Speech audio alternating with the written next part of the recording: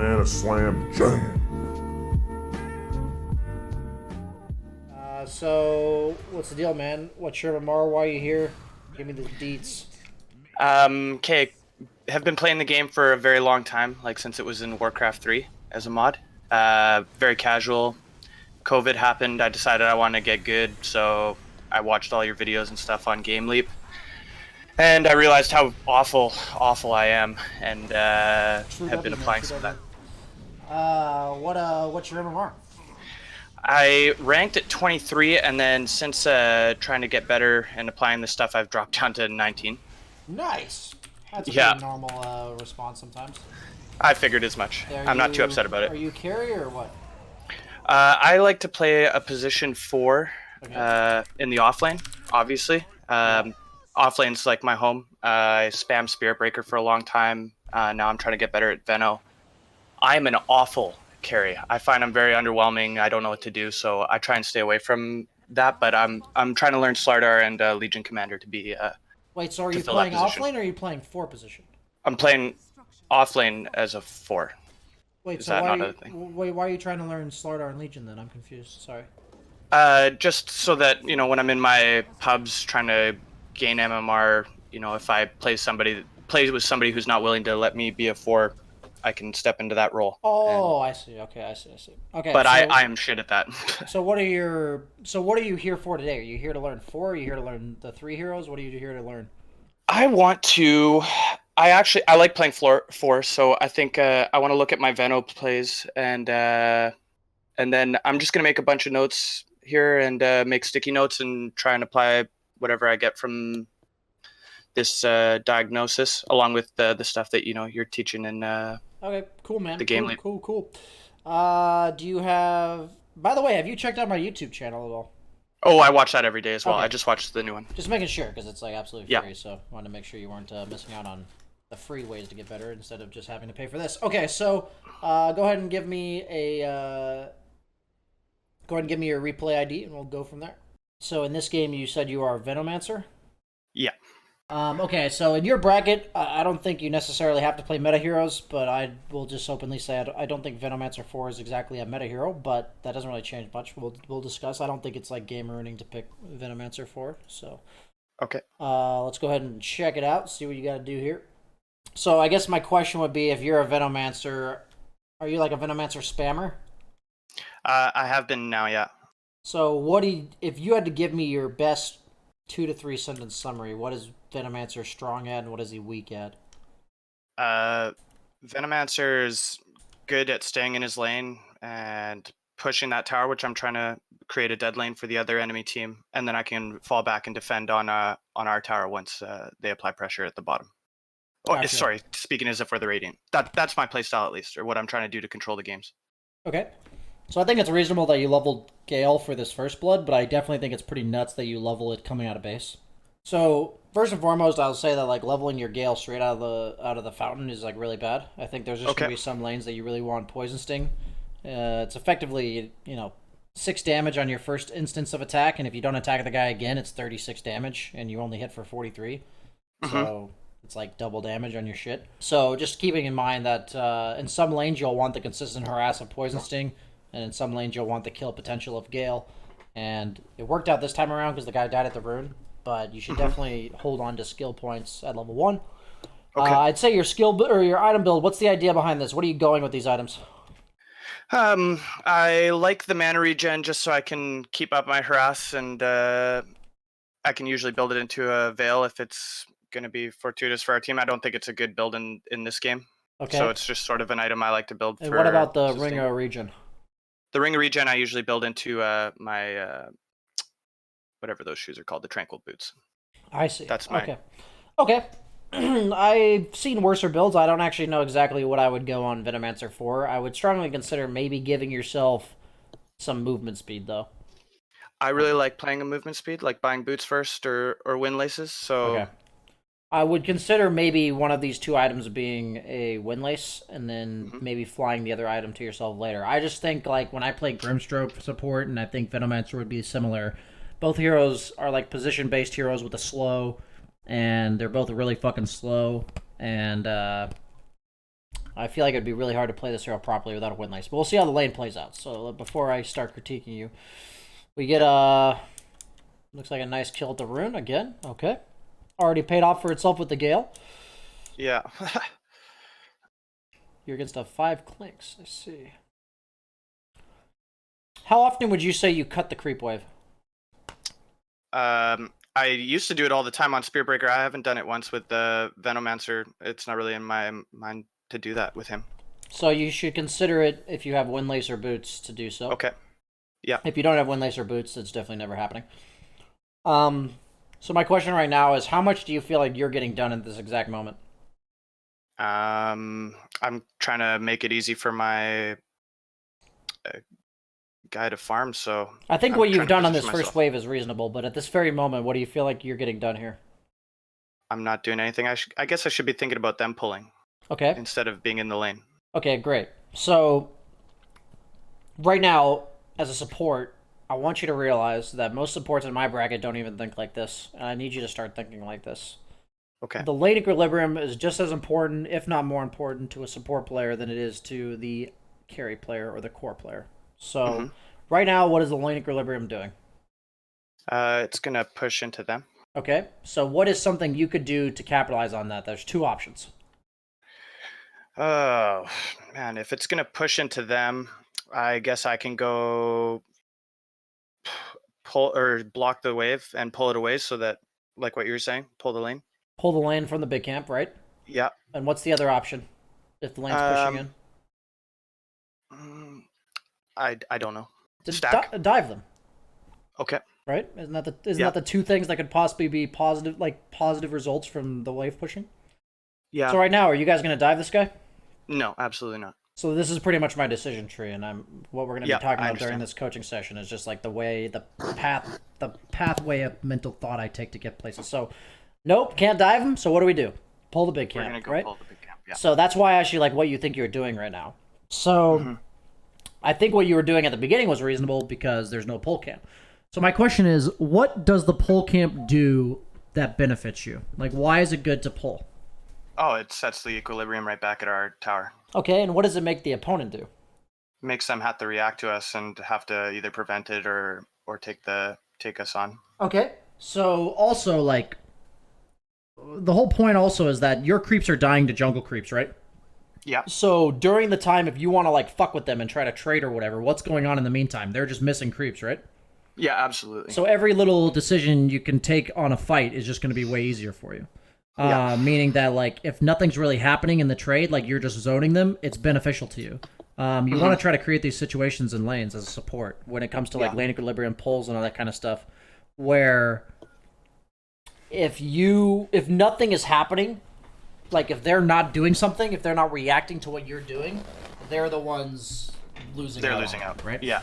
So the beautiful thing is that against what type of heroes would you say is the most punishing for them to have to go contest the big camp like that? Who are the heroes that can catch them out there with slows? Okay, so those are the heroes that punish you. You're right. Maybe I worded that wrong. Who gets punished the most? Like, what type of heroes on the opponent team get punished the most by this? Heroes that want to farm. Heroes that want to sit near their tower and farm, right? Yeah. So, specifically ranged heroes? Squishy ranged heroes, would you say? Yeah. Yeah. So, like this Drows, Lunas, Clinks. Yeah. 2 heroes which are in your lane. So, my point is that the pull camp is not nearly as threatening if you're against, like, a troll warlord who is in a really good lane matchup, because he'll just come over and fuck with you anyway. Yeah. But like a Clinks and a Luna, if they want to try to trade with you and they're tanking through creeps to get there, that's really bad for them, right? Because they're ranged heroes, decently low armor, all that kind of stuff. So Yeah. Could I interrupt you? Yeah, I'm go sorry. ahead. What is a good way for me to start building this catalog in my head so I know which heroes, like I would never think of those sorts of things, even though I'm trying to think about like, Absolutely. oh, this hero doesn't want to deal with me over here. How do I get those sorts of things in my head? Okay, absolutely. So I guess so obviously we're only going to be able to talk about a limited amount of things in the coaching session. So I'm going to try to give you the best answer to that question that would be encompassed around the fact that you're going to watch other coaching sessions, you're going to watch other videos, you're going to watch replays every now and then, Mm-hmm. so that you can watch with the intent to gather the right information. So, um, the thing about Dota is that everything in the game always presents the same threat, and it always has the same bonuses and the same negatives. So what I Mm-hmm. mean by that is if the lane's pushing into their tower and they're the carry, they will always be concerned about whether or not they're going to get dove or whether or not the pull camp's going to get pulled. Because that's Mm-hmm. the only two things that can go badly, right? Otherwise, they're just free farming underneath their tower, right? That's what's happening. So if they're Yeah. not getting dove and they're not getting their camp pulled, then nothing's bad about that. Mm-hmm. So usually what I like to think is every situation creates a pattern. So I talked to you just now about the lane pushing. I talked to you about what happens if you pull the camp. Mm-hmm. I talked to you about weaknesses of specific heroes like ranged heroes. They don't want to tank creeps. Melee heroes don't really mind tanking creeps nearly as much. So I'm mentioning parts of the game. I'm talking about the pull camp. I'm talking about the tower. I'm talking about creeps tanking. Every time I mention a part of the game that specifically affects certain heroes way more than it affects others. And it's because of what happens when that happens. So, like, my point is if the lane is now pulled back, if it's a hero that was previously better because the lane was near their tower, and if you were asking yourself, if I'm a carry, I want to be near the tower, like, I'm much more inclined to want to be near the tower if I'm some squishy ranged hero than if I'm Jug. Mm-hmm. But at the same time, usually it's better for them to be near their tower. So I guess what I'm trying to explain is that, like, when people say, why is LC good right now? Like, if that, I'm not saying she is, but, like, let's ask that question. Mm-hmm. The answer to why LC is good or not is literally the same every single fucking patch. The hero is the same shit every single patch. She has the same strengths, the same weaknesses, the same good matchups, the same bad matchups. And so guess what? All that happens is either her numbers were buffed enough that she's, like, good enough in this meta, or that whatever the meta is, she's good against. So, like, if the meta is a death ball a meta, Legion is really bad against 5-man, and she's always been bad against 5-man. So she doesn't want to play in a meta where it's heavy 5-man. I don't think Legion's particularly an amazing hero right now, but if she gets, like, a really good lane matchup, she can be. But the point is that the same goes for these pull camps. The same goes for whether or not you're going to farm the triangle, whether or not you're going to push tier 1 top, whether or not you're going to push tier 2 mid, which hero farms the dead lane, which hero builds to initiate, which hero builds auras. It's the same shit every single game.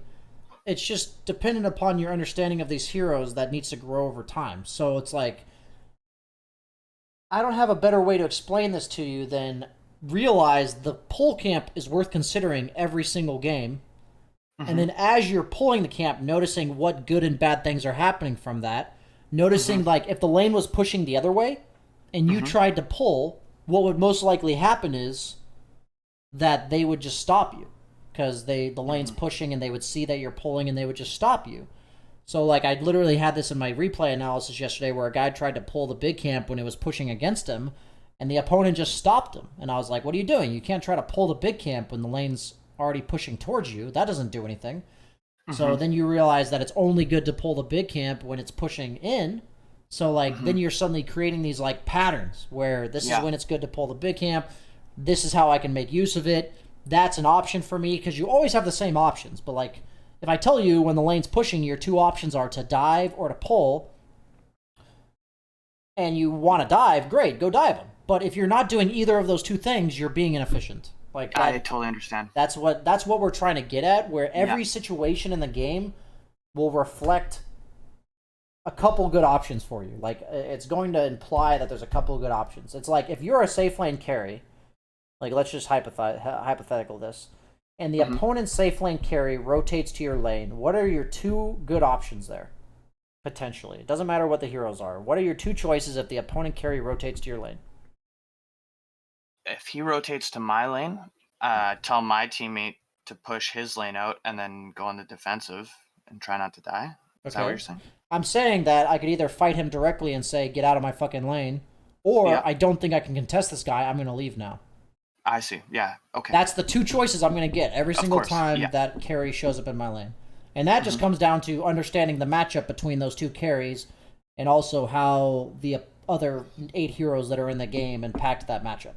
So it's like, if that carry's only good against me if he can kill me, and their mid laner is a hero that's really good at killing me, then suddenly I don't want to be in my own safe lane anymore.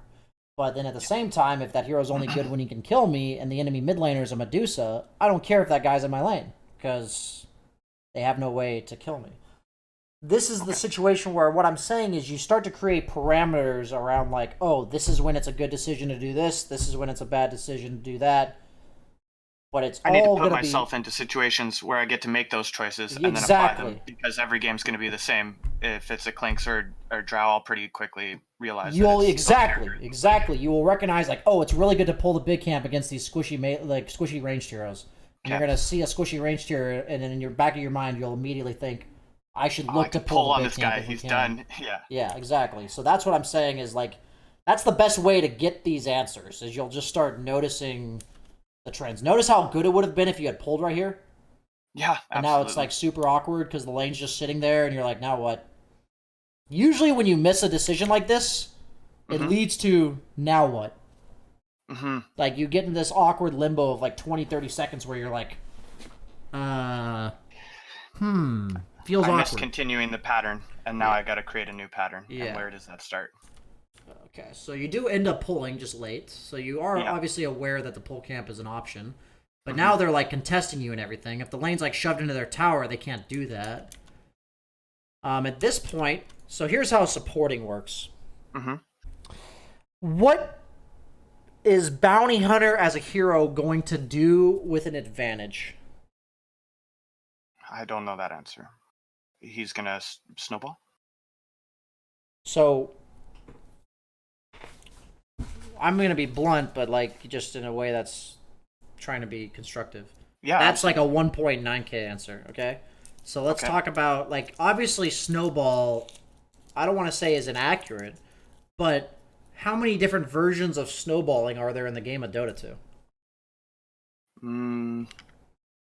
You can snowball in farm, kills, tower pressure, map control. There's like a bajillion implications of what snowballing could mean. So I don't like general terms like snowball because like I see these types of answers in my chat too, where the guy thinks he's giving some amazing answer, and I'm not saying you're saying that, but like somebody in my chat will say like, BSJ, what about this matchup? And the guy will say, just hit creeps, and I'm like, what? Like, and the guy thinks he's giving a good answer or whatever. You're obviously being forced to give an answer, so it's different. I'm not insulting you. So the point is that let's ask ourselves about Bounty Hunter. But when I'm asking you about Bounty Hunter, these are things that you should ask yourself about every single hero in the game of Dota 2 when you're thinking about this type of stuff. Does Bounty Hunter push towers? BSJ Lena. What'd you say? Sorry? Yeah, I just got a donation. Or I said no. Okay. Does he push lanes? No. Does he flash farm? No. Does he kill people? He kills people. Does he stay in his lane? No. Okay. So, with an advantage, what is Bounty Hunter going to do? Leave the lane. And do what? Go kill somebody. Okay. So what are you going to do when he does that? Farm that lane and try and push the tower. So what kind of support would be really bad with Bounty Hunter? What's somebody like a Spirit Breaker that also wants to leave the lane? I wish that the fucking 5 supports in my fucking games when I pick Bounty Hunter off lane could process that. It's actually fucking insane. I picked Bounty Hunter. Let's look at this real quick. I don't even want to look at it. I had 2 Clockworks and a fucking... like a Ember Spirit or some shit. And I'm like, I'm Bounty Hunter. Why the fuck are you picking heroes like that? People do it to me all the time, too. You're 1.9k, and you just gave me that answer. These guys are fucking 7k plus. What is wrong with people? Sorry, continue. So, needless to say, Bounty Hunter and Venomancer, are those 2 heroes that go well together? Absolutely. Theoretically speaking, like in terms of the way they want to play the game? Absolutely. So when you are a support, okay? The goal is that you envision what this guy's going to do with a lead. And then you want to give him this lead as early as possible. And once he gets that lead, what do you need in order to like make full advantage of that? Meaning, if you're going to stay in his lane, is it okay that you're level 2? Is it okay if you're level 3 with no items? Or do you actually need to be level 4 or 5 and to take over his lane? That's what I mean by this, okay? Oh, I see, yeah. So you'll start thinking, like, how sacrificial can I play? And that's why sometimes when you see Shakers, they'll be, like, literally level 2 when their offlaner's level 6, because Earthshaker can just take over the lane at some point. Are you saying sacrificial because of, like, how the Clinks was trying to go on me there at that camp? What I'm talking about sacrificial is that right now the lane's near your tower, your bounty hunter does not need your help. Are you supposed to soak XP from him or not? Yeah, I see. That's the decision. Because there are some times I've watched really good 4-position players where they will actually soak XP underneath the tower because their hero kind of needs it. I feel like Venomancer is a hero that needs it, because I want to get to my wards. I would say you need level 3 or 4, maybe 5, by the time Bounty Hunter is level 6. But what my point is here is that I do believe that your hero, in the current moment, can function with its job with only level 2. Would you agree? Like, right now, level 3 is nice, sure. It gives you either more Gale damage, it makes your Poison Touch better, but does it make your hero that much different to get level 3? No. I usually put another point into Poison Touch, so it doesn't do much at all. It does do something, right? Like, you are getting stronger, but it doesn't change your hero. It's not a spike. So there are some heroes where it's just going to literally, like, their level 3 is just game-changing. Like, Clockwork, his level 3 is game-changing, because his battery assault goes from 20 to 45 damage, I think. Yeah. That's just making sure. Yeah. So, like, for him specifically as a support, a lot of times supports will soak up that level 3 on clock and then leave. I'm just giving an example of, like, how every hero is a bit different with... But isn't that the same question I'm asking myself as a 4-position hero? So, like, right now, you got the lane back. You gave your guy a good lane. What's the only... Now that the lane's near your tower, what are the opponent's options to fix this? They've got to go pull, so I need to prevent that. Exactly. So, like I said, when the lane's pushing in, you can either dive or pull the big camp. When the lane's at your tower, you can either soak XP or prevent pulls. So, like, what kind of situation would you not want to go prevent the pull? When they have kill potential on me by myself. Yeah, if you walk over there, you might just feed, right? So that's, like, a great example of something deterring you from doing that. But, like, against Clink's Luna, you're not going to die. Like, just don't let them pull. Your bounty hunter is going to get absolute free farm. You'll get your levels eventually, but the more levels you give him, the sooner he leaves. The sooner he leaves, the more solo XP you get. The more solo XP you get, the more impact you're going to have on this game, right? Yeah. So that's how I think about this at this very moment. I gave you, like, a huge rundown that goes into this decision-making. But this also, the question I asked you about what Bounty Hunter does with the lead, 100% applies if your offlaner picks before you what you should pick as a 4 position. Certainly. And so, for all the people in my fucking games, when I pick Bounty Hunter, stop picking melee, non-wave clearing heroes that want to roam. You're going to make me lose my fucking mind. Okay, moving on. So you are soaking a little bit of XP from him here. I think unnecessarily so, but okay, could be worse, I guess, is what I would say about that. So you are going to walk over. Even consider... Okay.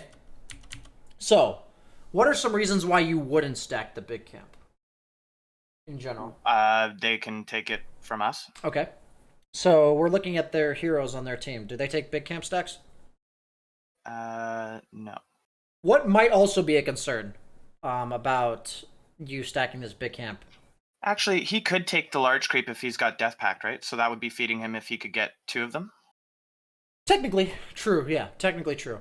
But the stack doesn't necessarily change too much about that, I guess. I guess kind of. You know, that's worth considering. But either way, we're not even that concerned about this game specifically. We're talking about the game in general. Sure. Also, it concerns you if they're going to consistently push the lane into your tower and potentially pull the camp themselves. Yeah. Because you don't want them pulling into a stacked big camp either. Yeah. So basically all I'm saying is during this time, I'm giving you all these options where instead of soaking XP, you could have been stacking the big camp, you could have been stacking one of the camps behind you, you could have been contesting a pull.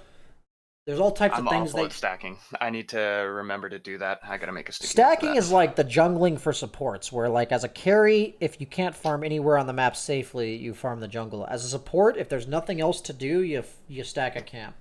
Okay. Like that's how I usually look at it. So I'll run through like all the other options of what the lane would need from me. Does my lane partner need me there to help him? Does he need me there to stop the pulls? Does he need me there to pull the camp? If like none of that applies, then I haven't been good at that myself recently when I've been forced to support, just because I don't have enough habit forming time on it. But at that point, that's the great time to stack. So it's usually like I've run down the list and I don't have any options. Go ahead. Sorry. So when the lane was pushed into our tower and I was soaking the XP, inefficiently, I probably should have just hiked it into our triangle and gone and stacked one of those camps. It would have been safe, and we would have got it later. Absolutely, yeah. And I wouldn't have been in there instead of stacking that large camp. Because originally I'm thinking, I go and stack the big camp, but I think that's. If you think it's bad against Clinks, I can see your argument, and if you don't want to do it for that reason, that's fine. Once you're like taking over the lane from the bounty hunter, that's when I would start looking to stack it all the time, because Venomancer is amazing at clearing stacks. Yeah. Right?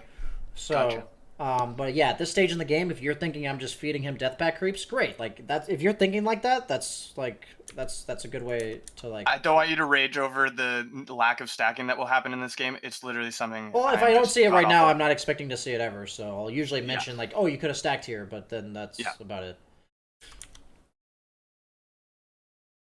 Oh, the good old drag the one creep with you and taking him on a journey. Yeah, come along, buddy. I've done that one before. Okay. So it seems like the opponent is just content to not lane at all, which is fascinating. Definitely need to be more on point with the bounty runes in terms of the timing. Yeah. Just another thing to kind of have as a...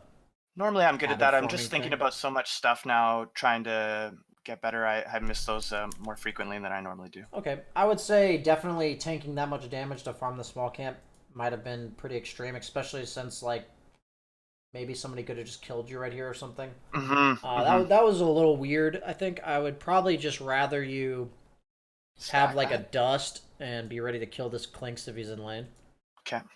At this point, the lane is pushing into your tower. And does Bounty Hunter deal well with lane shoving into his tower? He doesn't. Okay. Do you? Yeah. At least decently. Sure. Yeah. So that's another thing to think about. Does my core hero deal well when the lane's shoved into his tower, like as a way of like, especially around the catapults, where the opponent could actually do some serious damage to your tower? Because as a 4 position, as any support, it should always be a strong consideration of yours to think, is there a specific lane by the opponent's side that's going to get pressured with the catapult? And you could either be the hero that helps your team defend against that pressure, or you could even rotate to your teammate who is trying to pressure. Gotcha. The catapult's a great little another thing that applies every single game that you should try to think about. I really try and play around catapults. I can't believe I missed that lane pushing in there. So it's just something where MMR, I said it last session, I'll say it again, it's just how often you do the right things. So if you know it's a possibility, that's great. You're not doing it here. And that's all I see, right? So we want to see that as often as possible. Let's go back to you. You do help him push out here. I think that's reasonable. Okay, I definitely would have dust on me for this Clinks. Okay. I think you doing what you're doing now is fine. I would not take the next... Oh, you're trying to snipe the courier. Okay, I see.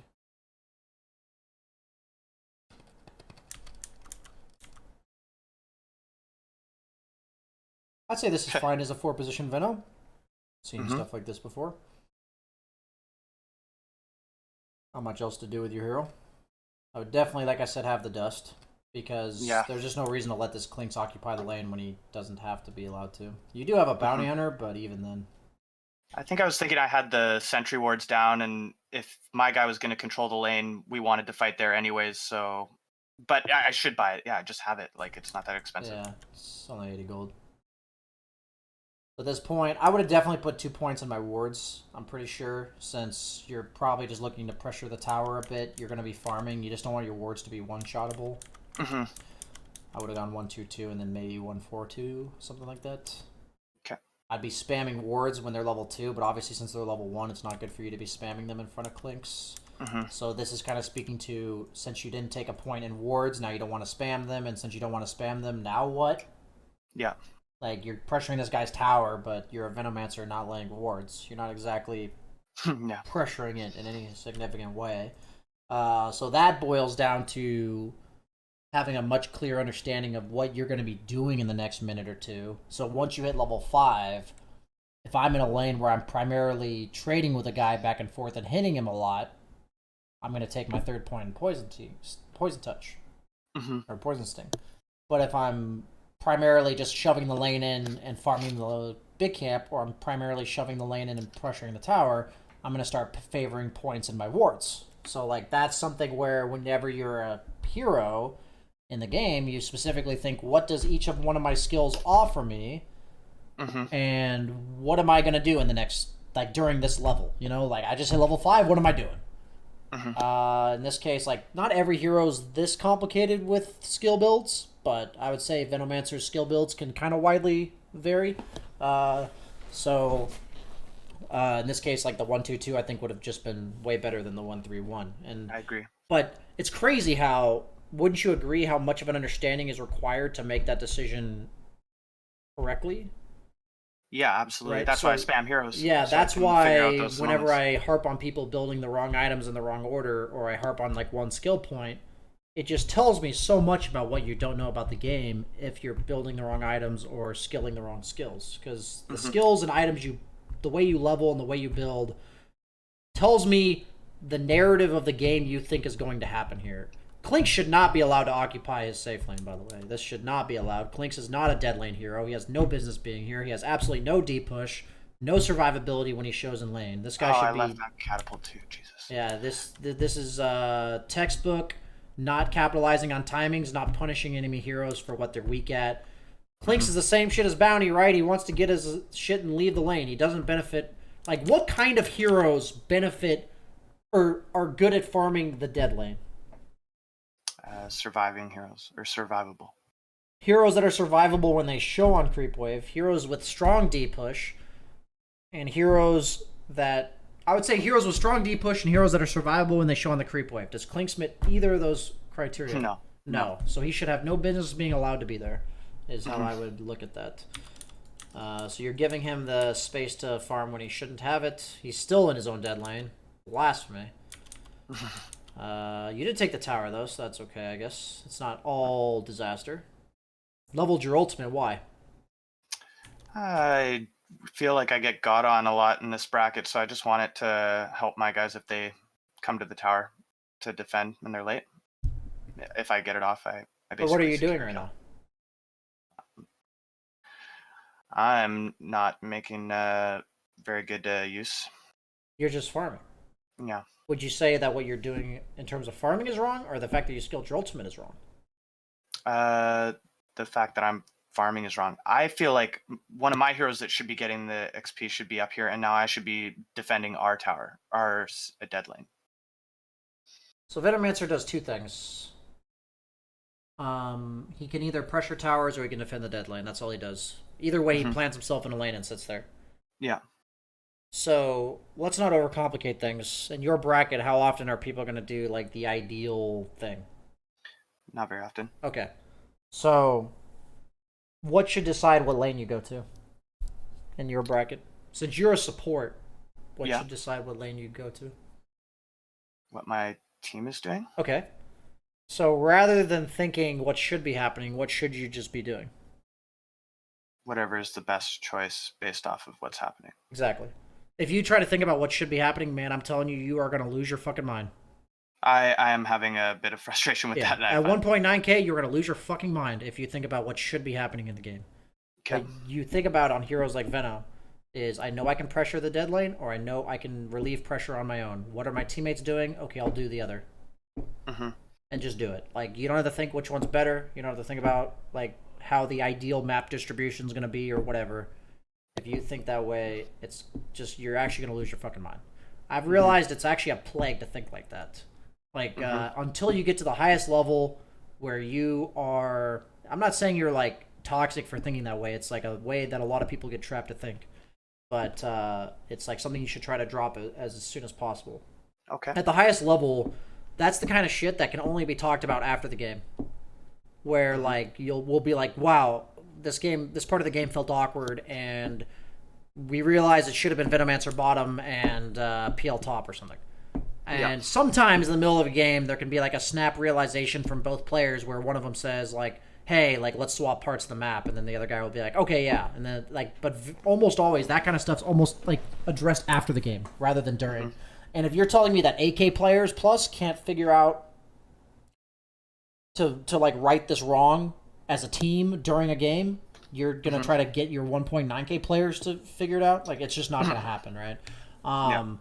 So my point is that you are either going to be pressuring their dead lane or relieving pressure on your own. Do either of those require you to have your ult? Yeah. Really? Your ult helps you push the lane or defend? It helps me defend. It doesn't help you defend. It helps you if you get 4-man ganked, and you should just not allow that to happen. Because Okay. you're a Venomancer that's placing wards. So you're against Clinks, right? Who's the prime... Okay, let's look at their lineup. So here's how you think about Dota. You're going to be farming right now. You should be farming. And what you're doing is correct. Your ultimate leveling is what was wrong. So you are farming. While you're farming, what are you scared of from the opponent heroes? Them killing me? Okay. That's absolutely the case, and almost always will be the case with Venomancer specifically, because he's obviously got very innate farming mechanics, so it's never really like a speed of farming problem. It's always the survivability part. So more, this is kind of like your answer to the snowballing question. Give me more specific. How are you going to die? They're gonna go on me. Like, they're gonna appear in front of me where I can't get away. There's a bajillion ways where any semblance of heroes could go on you. I'm asking you in this very specific game, how are they going to kill you? Oh, sorry. Clanks is gonna invis walk up to me. The Clockwork's gonna jump on me. Legion Commander, if he has his blink, he's gonna go on me. So if we're looking at their heroes, who would you say is like the instigator catalyst of going on you? The Clinks. Okay. So if you're going to farm a specific part of the map on Venomancer, what do you need? Vision. Okay. In what form? Like the sentries and... Okay, great. So if you're going to be farming this area, why are your sentries in your inventory? Because I'm not even thinking about that. Oh, I know. The point is, right, that this is how you need to come to every conclusion in Dota. Like, this is the thought process that eventually you're going to be racking your brain. It's going to hurt. But then eventually you're going to start noticing similarities. Like, on Venomancer, usually around the 10 to 15 minute mark, you're playing yourself in a fucking lane. Like, that's what you're doing. It's either going to be top or bottom.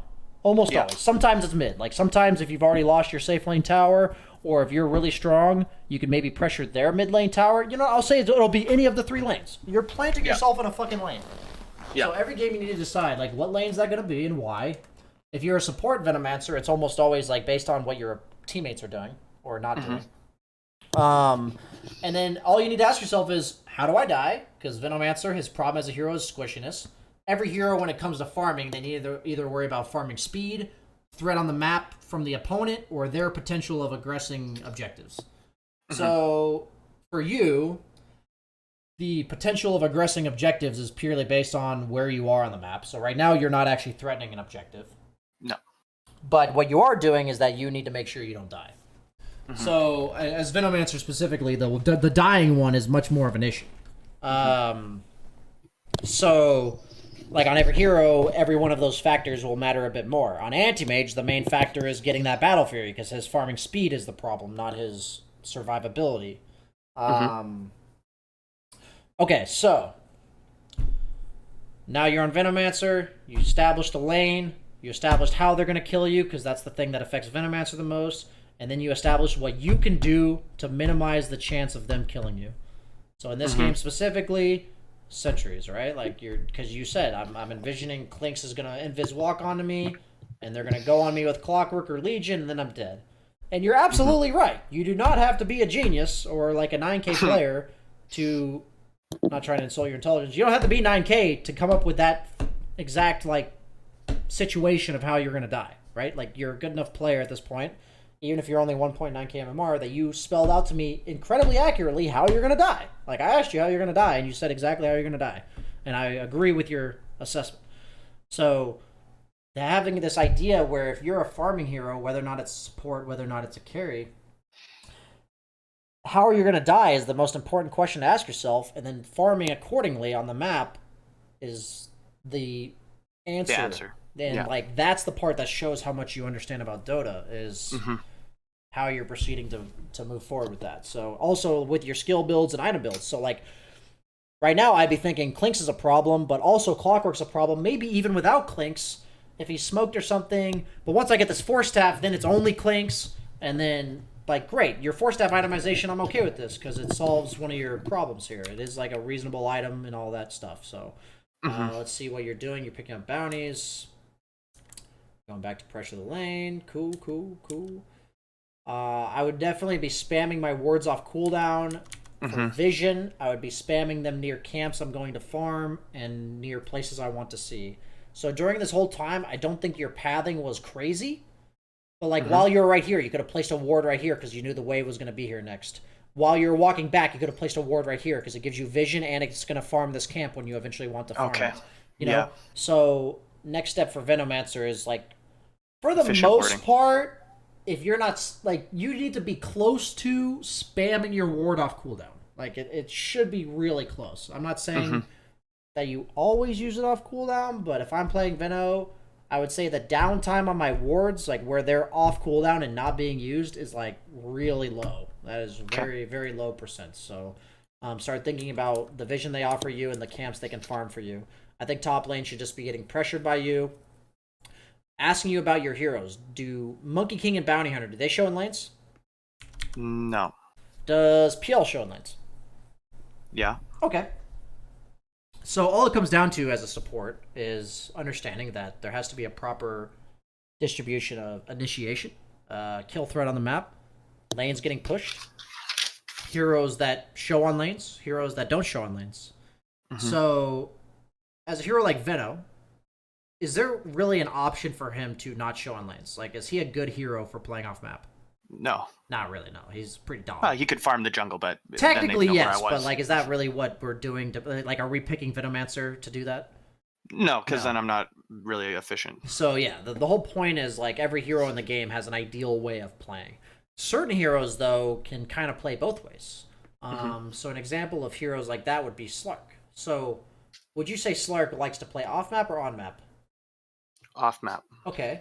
But if they have absolutely no way to kill me if I'm showing on creeps, and I have a hero like Axe on my team, would Slark be willing to show on lanes? Yeah. Why? Because the reason why I want to show off map on Slark is why? To draw the enemy. Okay, well, to be more specific, I want to represent kill threat on them, and I want to not let them kill me because I'm off map, right? So if they don't have a kill threat on me as Slark, and I have another hero on my team who already represents a kill threat, I don't care if I show on lanes, right? I see. So on Venomancer specifically, you're always showing on lanes. But how much you have to show on lanes is kind of like... Actually, let's take this back. So if you're going to jungle on Venomancer, where do you think you would want to jungle? I want to jungle in their jungle, so I'm stopping them from getting farmed. So, and you're also providing vision to your teammate who is farming the lane. Because the only reason you're farming the jungle is because somebody else is farming the lane. Yeah. So if I'm telling you this blanket rule on Venomancer that applies almost every single game, that the only reason you are not farming lanes is because somebody else is farming lanes, what am I having an issue with right now? I'm not farming the lane. Nobody's in there. Like, you should be in that top lane relentlessly. That should be shoved into the tier 2. You're actually a support hero that does that. Not many support heroes really do that. But you do. Wyvern does that, but more so from the defensive side. The heroes that clear waves from the support position, what would you say decides whether or not they are a dead lane farmer or a enemy dead lane farmer? What would you say is like a strong factor in that? Survivability. Survivability matters, absolutely. What else could you like? Why do we farm the dead lane? Why do you farm that? You need the levels or the gold to do your thing. Okay. Well, the better answer is that you're relieving pressure on your team. And if I see. If you're farming the other lane, why are you doing it? If you're farming, if you're farming top right now, what would be the reason for farming this side of the map? To draw, well, they're all down at the bottom right now, or showing at least. Are you relieving pressure or creating pressure by being on this side of the map? I'm not relieving it, so I must be creating it. Okay. So, what type of support, like, what would dictate whether or not a hero farms dead lane or not, if they can farm dead lane or top? What dictates if they're farming? What I'm saying is, if you have two heroes where one would be better bottom and one would be better top, yeah. Why? Like, what makes them better bottom? It's about this whole relieving pressure and creating pressure. Like, I why see. is Venomancer better at farming top than Wyvern? Both heroes clear waves. Oh, I'm better because I can farm it efficiently away from the wave. I'm not gonna get got on, or at least I have vision. Okay, let's think about it this way. So you have a Wyvern sorry. on your team, right? No, you're fine. You're fine. Yeah. It's not. I have to hear your answer to know how you think. So Yeah. if you have a Wyvern on your team, and I'm mentioning Wyvern because she's a lane support or she's a support that wants to play lanes. Like she's going to play lanes. Okay. So Venomancer, he can potentially farm dead lane and the off lane, right? Mm-hmm. So if I have a hero like Wyvern on my team, Oh, I see. and I'm telling Yeah. you that either of you could farm both lanes, right? Mm-hmm. Your own dead lane's about relieving pressure, and the top lane's about creating pressure. Why would you? Which one of you would be better top, and why? I would be better top to create the pressure because I have to stay there, and if Does I stay Venomancer there, create tower pressure? yeah, Does Wyvern create tower pressure? no, Okay, there's your answer, right? yeah, I understand now. So when it comes to Venomancer, like if you're like, I would argue that you're probably better bottom because Phantom Lancer creates as much pressure as you do top, and he's not as survivable as you are bottom. Mm-hmm. Also, you're a support and he's a carry, so like putting yourself more at risk than him is probably better. But if he wants to stay bottom, by all means, let him. And Yeah. if you want to get out of this bracket, I think Venomancer is probably a decent support to do it, because he does shove lanes and he does create a lot of pressure if played properly. So at this stage in the game, if you want to be the best Venomancer gamer you could ever be, you're gonna plant yourself in a fucking lane, and that lane's gonna get shoved in constantly, without any relentless aggression, and you're gonna be fucking farming all the creep camps around it and everything. And you're gonna be pushing your limits, and you're gonna make people respond to you with 4 heroes when you're a support Venomancer. Like that's what Venomancer's supposed to do. Yeah. When Venomancer's ahead, this hero's really fucking easy to play. Like it's actually really fucking easy. When he's behind, man, this hero feels like dog. Right now, I would say your plan is really straightforward, and you're not doing it. So it makes me concerned that, like in a hard Venomancer game, you know, it would be even worse, obviously. So, definitely let your bounty hunter do what he's doing. Why are you committing to what he's doing, right? These type of kills don't actually mean anything if you're not pushing the lane.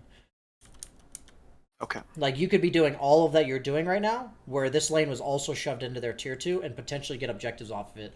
I will say they mean a bit more here because you have a bounty hunter on your team, but most games, that's not the case. So you're farming the triangle. I'd say this is a bit too passive, but Legion is showing top. Okay. Yeah, you definitely should have. So, a hero like Veno, once you surrender control of the area, it's really hard to take it back, isn't it? Yeah, it does. It always feels like that. Okay, Sure. so that's why the consistent pressure from Veno is really important. Because if you're like staying top from the 12-minute mark to now and just spamming wards in this top area, then taking that area from you is really hard, actually. Can I cut you off for a second? Sure, go ahead. So basically, I think why I didn't do what I should have done is I feel super squishy. I feel like I'm a feeder a lot of the time because I'm out of position. And I just what you said before, you know, how am I going to die? And then addressing that issue. That's something I don't think about. I just think I'm going to die instead of fixing it. So if I go into these situations now, because I know I want to push that lane or I want to defend the other one, and I know that if I don't get the option to defend the other one, I need to be pushing that lane. Okay. So then if I address how I'm going to die, then I'll feel safe applying that pressure because I have my escape plan or route. So then I guess I don't want to lose that foothold. I don't want to lose that control that I can get from pushing the lane. What are the ways for me to, like, obviously building that force staff, but I just feel like I don't know, like I'll be exposed and I'll get caught, and like my teammates don't take advantage of those sorts of spaces I create. So I guess I play passively because I don't want to be a feeder in those circumstances. Does that make sense? Well, I'm going to tell you right now that, so in this patch, would you say that feeding is punished? No. Yeah, I guess you're right. Okay, so isn't now a better time than ever to just say fuck it and see how many times they kill you? Absolutely. It really is, right? Like, it doesn't matter how far ahead your team is. In the past, if you were ahead by 5k at 19 minutes and you were a support and you fed, you gave like 800 gold.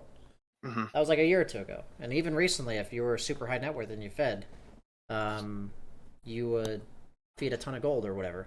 At this current game mode, like in this turn patch, if you farm the entire top half of the map for 8 minutes and died 3 times doing it, you're like gaining way more off the map than the opponent is. Like, yeah, it actually is just how this patch is right now.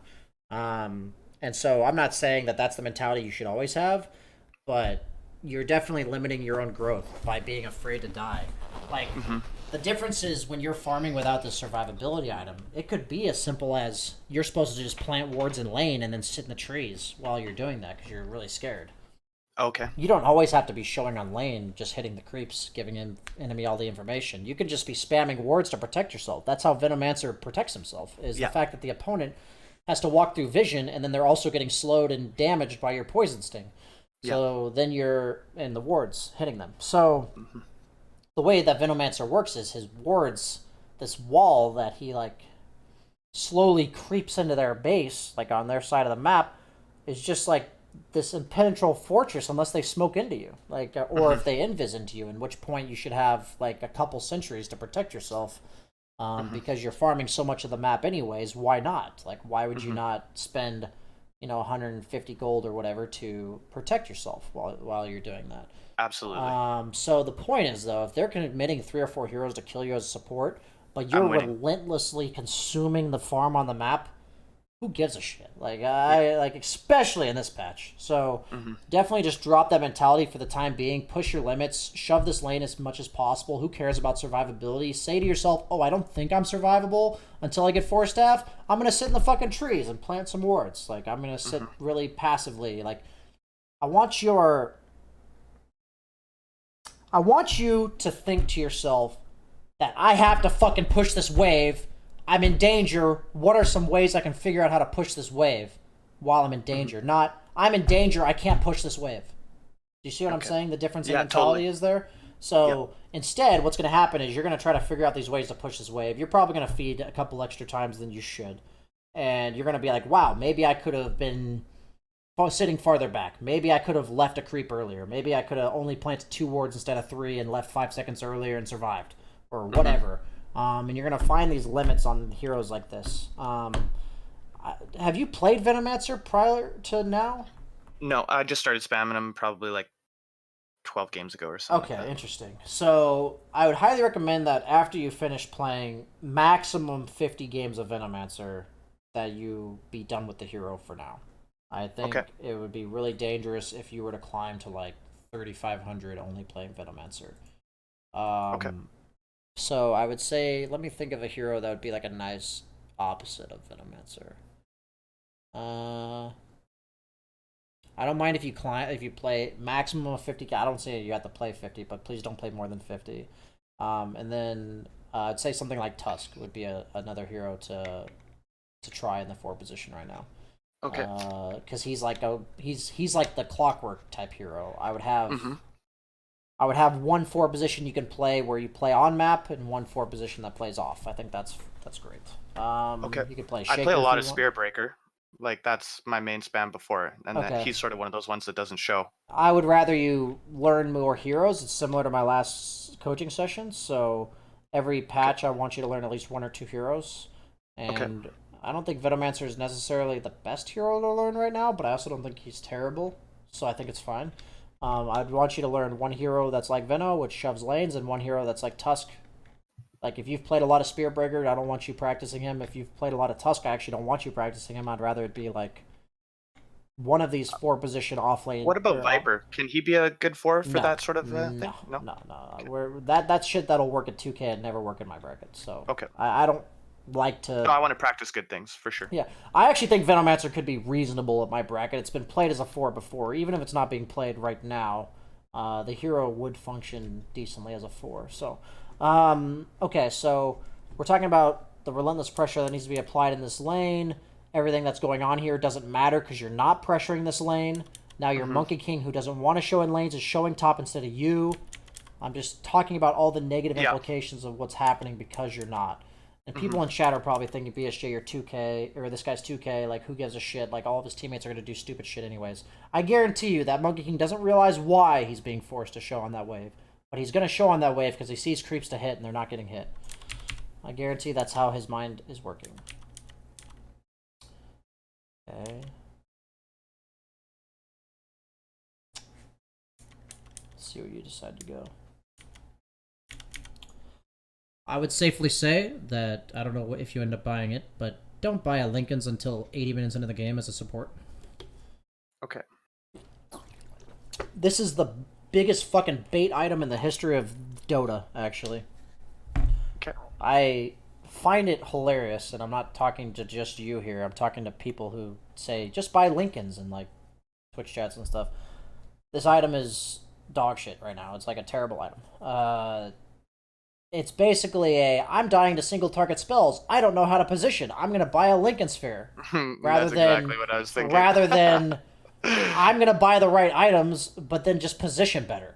Yeah. So, for you specifically here, I would say... What is the right item? I would consider Ghost Scepter against Clinks. I would consider Spirit Vessel, but they have Legion, so that kind of goes down in value. I would consider Medallion, since they have a lot of physical damage. I would consider Vlad's for my team, if Bounty Hunter doesn't already have it. Yeah, so it looks like if you look at this game, I'd go, well, I'm a Venomancer. I can build whatever the fuck my team needs. You really can. You can build survival. Okay. Once you've taken care of your ability to just die to everything, you can kind of just build whatever your team needs from you. So if they had, like... If with Clinks on their team, I would strongly, especially with this Orchid, I would actually buy a Ghost Scepter right now. I would just buy a Ghost. He can no longer kill you. And then, I don't even think in those terms. Like, I need to figure out how to play with a Ghost Scepter and stuff like that. But yeah, I get it. So all it is like, as a support, you have two functions: to enable your team and to make sure you don't fucking die. That's like your two choices as items, pretty much. So I usually try to take care of the I don't fucking die thing first. Force Staff is reasonable against Clock. It also helps your team. But then you just died to Clinks with an Orchid, so it's like, well, ask yourself, how are you supposed to play around that? What's your answer? I get the Lincolns so that I don't get clicked on. What do you mean? He just hits you. Oh, but he can't. Oh, yeah, I don't know. He can't silence you, but he can just hit you. Yeah. So, and Lincoln's make is myself invulnerable. 5,000 gold, and Ghost Scepter's 1,500. Yeah. You literally have a Ghost Scepter. So, yeah, I'll just tell you right now, if you're going to play support, don't buy Lincolns ever. Literally just... done deal. Ixnay that item from any of the items you'll ever buy. Yep. It's like a 50 minutes plus into the game, I have a core that needs to siege high ground against Batrider, and I need to buy him a Lincolns. That's about the only situation I can imagine I'd want my support to have a Lincoln Sphere. Okay. I see it a lot, so I definitely think Lincoln's, because it's like a stat, regen-based defensive item that doesn't require you to push any buttons. It just baits low and mark players into buying it. Okay, so we're playing around the top half. Cool, cool, cool. We get an ultra kill. We have PL, sick. Spamming wards. We're taking over the top middle lane now. This is fine. Want to go top and push it in? That's fine. Buying a Lincoln's, yuck. Okay, okay, but everything's fine. You're playing the right part of the map. You're dying, so what? Maybe you shouldn't have died without popping your ult, but hey, we're not too picky around here. I would love to have a Vlad's for this Roche. That would be cool. Yeah. I like building Vlad's. I've honestly never built a fucking Lincoln Sphere before, and I built it this game because I was like, oh, I don't want to get clicked on by these guys. So, yep. That's just yeah, I can silly. just tell you safely, and so just in case you know a lot about Dota is experiencing it for yourself and all that kind of stuff, I can tell you that there's no amount of experience you'll find where you'll want to build Lincolns ever, so just don't do it. Every time you think, Lincoln sounds nice, think, what else could I buy that doesn't cost 5,000 gold? I should just be positioning better, and what maybe can you we just do buy more a Yule's effectively? or a Ghost Scepter, because all those items will offer you something similar, and they cost half as much or third as much. Okay. Do you have another replay I'd like to watch, or that you'd like me to watch? Because I'm done with this one. Yeah, has it not been an hour already? But we can watch another one if you want. Yeah, I always go a little bit over an hour, sir. So usually it's like the first game takes about an hour, and then the second game I'll just see anything else I can find. Yeah, okay. And we call it good there. Let's see. I guess we just do another Venomancer one. Let's do this one. How do I send this to you now?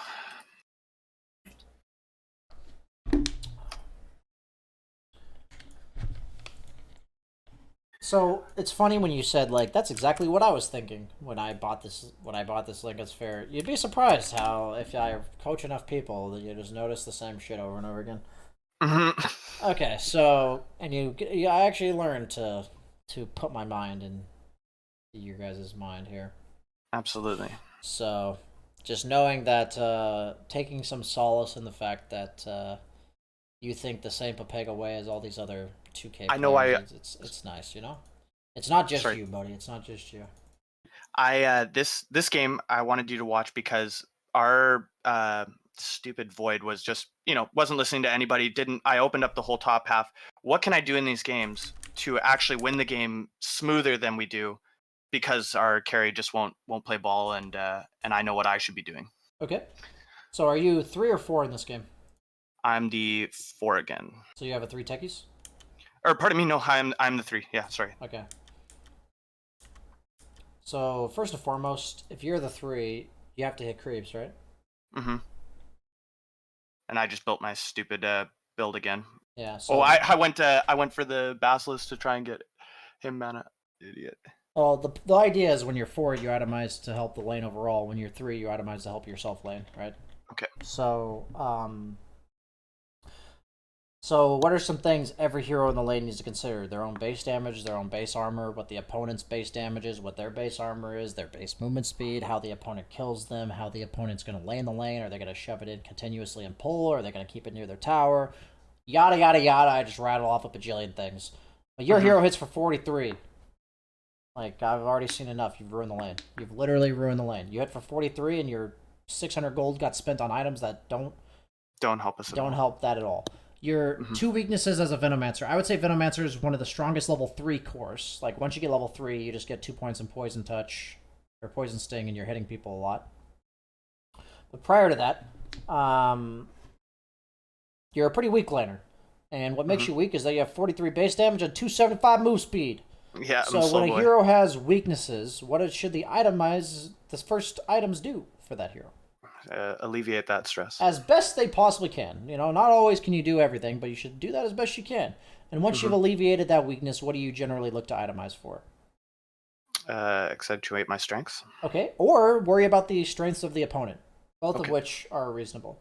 So, if my hero's got good base stats, I can usually look to be more aggressive with my items. Like, if I have a Mars with 60 base damage and 310 movement speed, a lot of times if I think I'm favored in lane, I can look for that Orb of Venom first level. Heroes like Veno, you can't do that shit because your base stats are trash. So it's like this is something you'll start to think about when you're playing these heroes. You'll look at your own base stats and be like, "Wow, I'm fast and high base damage, cool," or "Shit, I'm slow as fuck and do no damage." So like, usually all the heroes that have very strong kits as they level have really weak base stats. Like, would you say that Venomancer is one of the most powerful like level 5 heroes in the game, ignoring any items? Yeah. Yeah, same with Nekker, right? Yeah. Look at their base stats. Yeah. They're all shit. Like, that's how Dota works. That's balance. So on these types of heroes, you have to get past this early game as best you can. So do I build a boots or do I build a windlace and go for something more? I would say that it's worth considering windlace. You can't go boots on core Veno because you do need other items. So if you're you could go like one set of tangos windlace, like 4 branches or something. You could even do something like that and then fly yourself more regen. So what that does is like level 1, you've immediately addressed like, hey, I gave myself 4 damage and some movement speed. Yeah. And the idea is that I told you your hero's really strong when you hit level 3, so all I got to do is get past level 1 and 2. Yeah. So your starting item should really address like alleviating that weak point in your laning stage. Yeah, I understand. So you're against Troll and Bristle, so what other item comes to mind? My vessel. We're talking like level 1 here. Oh, I don't know. You're against Troll and Bristle. What do those heroes do? Oh, they're right click, so I should get some armor. Okay, worth considering. What else do they do? They slow me. They spam a lot of spells, don't they? Yeah. Oh, a wand. Yeah. Okay. Yeah, they spam a lot of fucking spells. Both those heroes do. Yeah. So, Of course. I would say I would probably go Tangos, Windlace, like one set of Tangos, Windlace. So at that point, I'm at 340. I'd probably go Ring of Protection and 2 branches. That's probably what I would do in the specific lane. And my first item would be a stick and Tangos flown out to me. That's like an exactly refined build of what I would do in the specific scenario. And for all the people that hate about answering specific scenarios in chat, isn't that just the same thing as asking myself the exact same questions every single fucking game? What do their heroes do? What does my hero do? What are my strengths? What are their weaknesses? All that kind of stuff, right? And I came to the conclusion of these items. I don't need you to itemize like an AK player. I just need you to itemize better than a 2K player, and you will gain MMR, right? That is the point. And this is a process. I don't need you to pressure yourself too hard. I don't need you to feel like it needs to be perfect. I just need you to think in the ways that I've told you to think. Slowly but surely, you'll get better at it, and you'll be like, what's going to happen is maybe you'll not think to buy a wand, and then like 3 minutes in the lane, you'll be like, ah, shit, like they've been spamming spells on me. I remember this. I should have bought a stick in this spot. And then the goal is, so the first step is you'll start catching yourself after you've already messed up. And then the second step is that you'll start being proactive about it, and you'll recognize prior to the mess up to prevent the mess up from happening in the first place. So Certainly. That's what we're going for. So yeah, looks like Troll just gave a nice little fee train. Yeah. So you have a techies, okay. That's super fun stuff. Not really the ideal lane that I would go for. Okay, so let's see.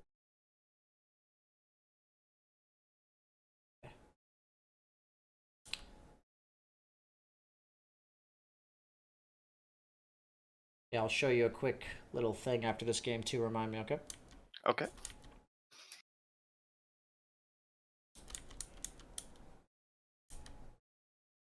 Yeah, I would say this patch Veil's just a pretty shit item. Don't ever go at first.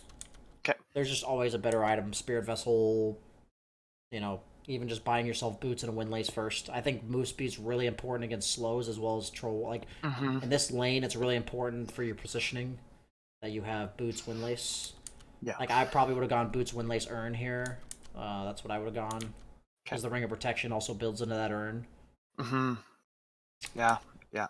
It's always so easy when you get the answers handed to you, but the goal is to now understand why I gave you these answers. So. Yeah. Okay. And yeah. Go ahead. I was gonna say I'm coming into these games too thinking like, okay, let's do nice aggro and make sure I don't get hit by the tower too many times. If like I'm thinking about these mechanic things and other things beyond itemization. So I'm gonna make some fucking stupid mistakes. Yeah, that's fine. As long as you're focusing on one thing heavily at a time, I would itemize.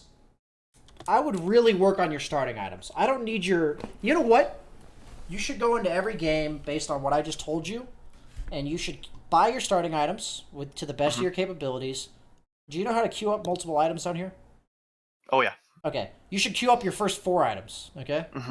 That you think you're going to need. So I'd look at this lane and I'd say, I'm going to go, starting items like I told you. I'm going to get a stick, and then I'm going to go boots and an urn. And those are all going to be queued up in that order here.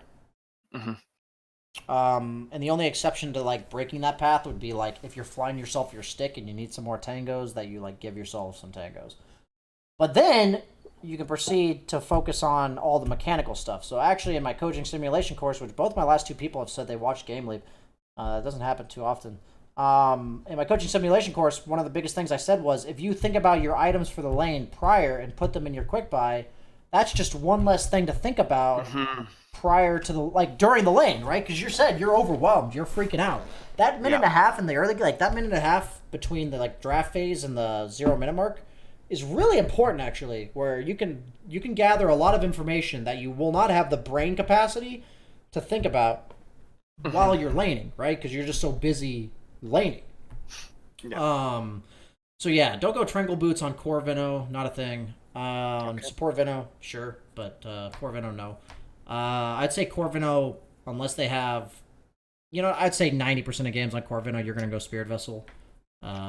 It's just how it is. You can consider, you can even consider phase boots in a lane like this, where they're heavy physical and they're all slows. Phase boots go really well in those type of lanes for Venomancer. Like if I'm Veno against like Slardar type heroes, I'll love to go phase boots because the positioning and the armor is really nice. But yeah, so I'm not even worried too much about your mechanics because your itemization in general is so bad that you're basically functioning at like 30% capacity right now for your hero. It's like, hey, BSJ, try to lane against this guy while your hero's being played at 30% efficiency, and it's like, I'm not going to do very well either. So I don't want you to be learning the limits of your heroes based on that. I know itemization usually comes later, but when it comes down to the laning stage, making sure you're building reasonable items for that patch is like very important. So on Venomancer Core, you can definitely just copy paste the Spirit Vessel into like Force Staff or Hood or, you know, Solar Crest or whatever. Like you can copy paste the Spirit Vessel first item with Boots, Windlace, and a stick. Like you could totally copy paste that every game and it would be decent. Like it would be far better than the average build you'll probably come up with. I hate to be mean. No, there. it's good. But okay, I just want to show you a quick CSing mechanic.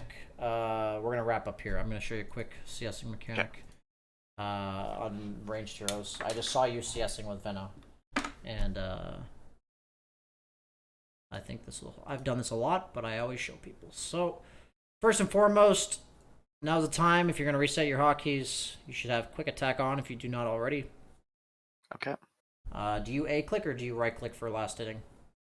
I just put it on to right click, but I was A click for forever. And I think you should A click, so that's Okay. what I'll tell you right now.